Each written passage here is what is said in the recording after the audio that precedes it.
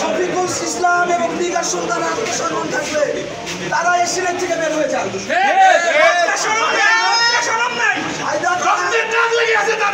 Either তারা সিলেট ভবন থেকে সম্মানে অথবা শিক্ষার্থীরা পতাকা নিক্ষেপ করবে।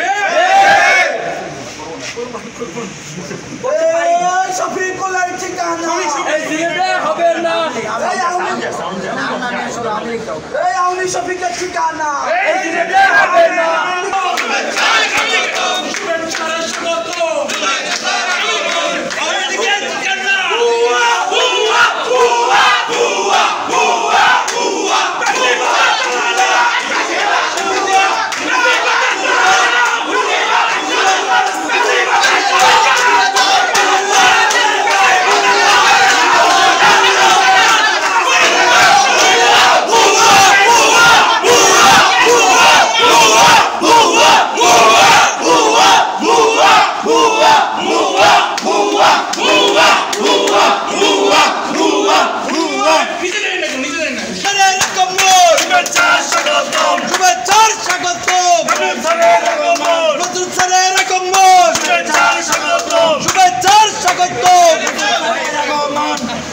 আজকে 42তম সিনেট অধিবেশন অনুষ্ঠিত হয়েছে।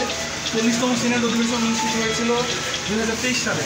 সে সময় আপনি একটি বক্তব্য দিয়েছিলেন, সেই সিনেটের বক্তব্যটা আমরা আপনার সাথে পরিচিত। আমরা পড়ে শোনাচ্ছি স্যার, আপনি এই জায়গায় রাখেন স্যার। পুরো নিউজটা পড়েছে। যত সময় সিনেটের বিভিন্ন ক্যাটাগরিতে নির্বাচন অনুষ্ঠিত না হয়, রেজিস্টার্ড গ্র্যাজুয়েট ক্যাটাগরির সিনেটর অধ্যাপক ডক্টর কামরুল হাসানের কথায় খুব স্পষ্ট হয়েছে। তিনি বলেন, মেয়াদ শেষ হওয়ার পরও আমরা সিনেটে যাচ্ছি, এটা আমাদের জন্য লজ্জা।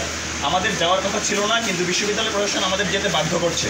রেজিস্ট্রার্ড গ্র্যাজুয়েটরা আমাকে 3 বছরের জন্য ম্যান্ডেট দিয়েছে, কিন্তু মেয়াদ উত্তীর্ণ হওয়ার পর সঠিক নির্বাচন দিতে না পারা প্রশাসনের ব্যর্থতা।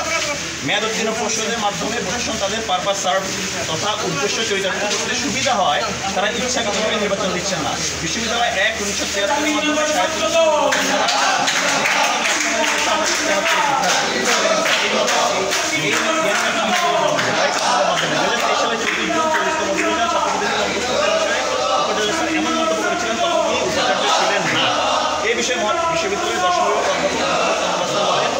ছাত্র সংসদ নির্বাচন করার সুযোগ হওয়া সত্ত্বেও বিশ্ববিদ্যালয় প্রশাসন সেটা করে না। ছাত্র প্রতিনিধি না থাকলে ছাত্র স্বার্থকে পাশ কাটিয়ে যাওয়ার সুযোগ থাকে।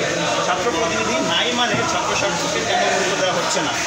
যে সিনেট অধিবেশন বসছে, এখানে অধিকাংশ মেয়াদোত্তীর্ণ সিনেটর নিয়ে সিনেট অধিবেশন সম্পূর্ণ অনৈতিক। আপনি পূর্বে যে কথা বলেছিলেন, আজকে আপনি আমাদের প্রশাসনে আমাদের হিসেবে আমরা চাই আপনার যে বক্তব্য, সেই বক্তব্য প্রশাসনে গিয়ে যেন চেঞ্জ না হয়। আপনার যে নৈতিক অবস্থান ছিল পূর্বে, সেই নৈতিক অবস্থান যেন আরও অপরিবর্তিত থাকে এবং গণঅভ্যুত্থানের আমাদের যে ম্যান্ডেট, এই ম্যান্ডেট নিয়ে আপনি আজকে সিনেটে যাবেন এবং আপনার যে বক্তব্য ছাত্র প্রতিনিধি এবং অন্যান্য বিষয়ে সিনেট নির্বাচন করার বিষয়ে, সেই বক্তব্য যেন আপনি প্রশাসক হিসেবে সেটিকে যেন ওভারকাম করতে পারেন, সেই পদক্ষেপ আপনি নেবেন। ঠিক আছে, থ্যাংক ইউ।